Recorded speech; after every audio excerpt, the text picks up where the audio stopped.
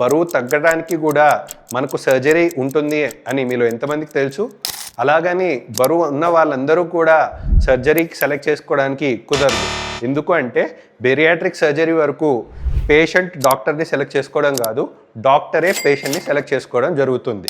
Patient selection ఏ బేసిస్లో జరుగుతుంది అంటే body mass index or BMI అనే దానిపైన డిసైడ్ అవుతుంది.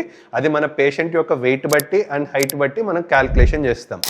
ఎవరికి బేరియాట్రిక్ సర్జరీ అర్హులు అంటే ఎస్పెషల్లీ మన ఇండియాలో మనకి ఎవరికైతే బాడీ మాస్ ఇండెక్స్ అనేది 37.5 kg/m² కంటే ఎక్కువ అవుతుందో వారికి అర్హులు అంటాం.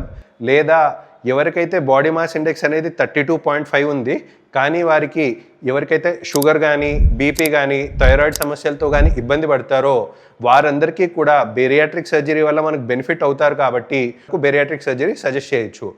ఇవి కాకుండా ఇంకొంత స్పెషల్ కేటగిరీస్ ఉంటాయి. అంటే బాడీ మాస్ ఇండెక్స్ బాగా తక్కువ ఉంది, అంటే 30 ఉంది, కానీ వారికి ఎవరికైతే అన్కంట్రోల్ డయాబెటీస్ ఉంది, సివియర్ హైపర్ టెన్షన్ ఉంది, అంటే ఎవరికైతే బాగా వారికి షుగర్ 300+ ఉంటుంది అండ్ ఇన్సులిన్ వేసుకుంటే తప్ప షుగర్ తగ్గట్లేదు, అన్కంట్రోల్డ్గా ఉంటుంది అన్న వారిలో మనకు బరువు తక్కువగా ఉన్నప్పటికీ కూడా ఆ స్పెషల్ గ్రూప్లో మాత్రం బాడీ మాస్ ఇండెక్స్ 30 ఉన్నా కూడా బేరియాట్రిక్ సర్జరీ సజెస్ట్ చేయడం జరుగుతుంది. ఈ bariatric surgery or weight loss సర్జరీనే మనకు మెటబాలిక్ సర్జరీ అని కూడా అంటాం.